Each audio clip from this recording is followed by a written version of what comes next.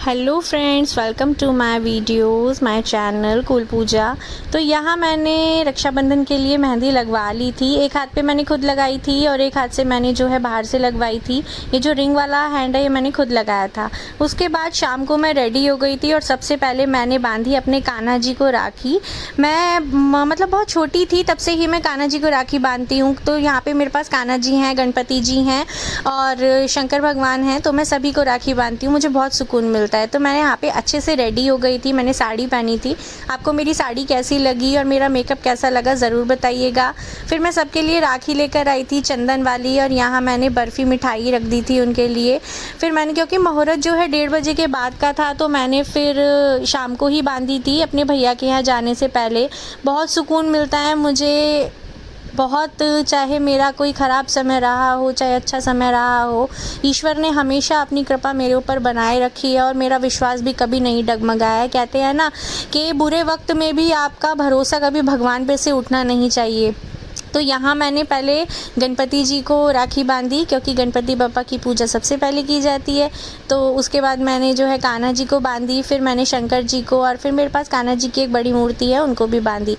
तो यहाँ पे मैंने रक्षाबंधन मनाया था। सबसे पहले भगवान जी को राखी बांध के, और ये साड़ी पहनी थी। बहुत ही मतलब देखने में बहुत हैवी लुक है, लेकिन पहनने में बहुत लाइट वेट है। अगर आपको अच्छी लगे तो मुझे कमेंट ज़रूर कीजिएगा। तो यहाँ राखी बांधने के बाद और सारा सामान मैंने, जो भी मुझे अपने भैया के यहाँ ले जाना था, वो सारा सामान मैंने ले लिया था। क्योंकि पहुँचते पहुँचते हम लोगों को जो है 7:30 बज गए थे। वैसे तो बहुत दूर नहीं है मेरे भैया का घर, पास में ही है, लेकिन फिर भी टाइम से ही हम चले गए थे। ऐसा था कि शायद 9:52 तक का ही मुहूर्त था राखी बांधने का। तो इसीलिए पहले मैंने भगवान जी को राखी बांधी और उसके बाद आदि को तैयार करके, खुद तैयार होके, और फिर हम जो है निकल रहे थे अपने भैया के घर के लिए। क्योंकि आदि की तबीयत भी थोड़े दिनों से थोड़ी ठीक नहीं चल रही थी, उसको फीवर हो रहा था।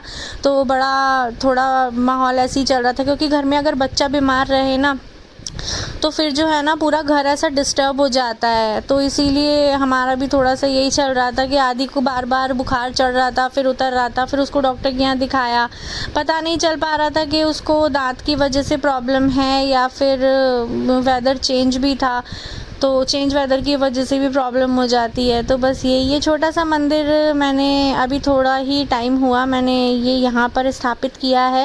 पहले मेरा मंदिर अंदर कमरे में था, लेकिन मुझे थोड़ा सा दिशा, कहते हैं ना कि सही दिशा में होना चाहिए, तो इसीलिए फिर मैंने ये, एक मेरे पास कबर्ड थी, कबर्ड के ऊपर मैंने इस तरीके से मंदिर को स्थापित किया था। फिर मेरे पास जितनी भी मूर्तियाँ थी, थोड़ा सा कंजस्टेड मुझे लगा, क्योंकि पहले जो मेरा मंदिर था, आप लोगों ने मेरे वीडियोस में देखा होगा, वो बहुत खुला मंदिर था। तो इसीलिए ना मुझे यहाँ पे थोड़ा सा कंजस्टेड लगा। अभी बस मुझे ये देखना है कि अभी जैसे जन्माष्टमी भी आ रही है, तो मैं यहाँ पे किस तरीके से डेकोरेशन करूँगी।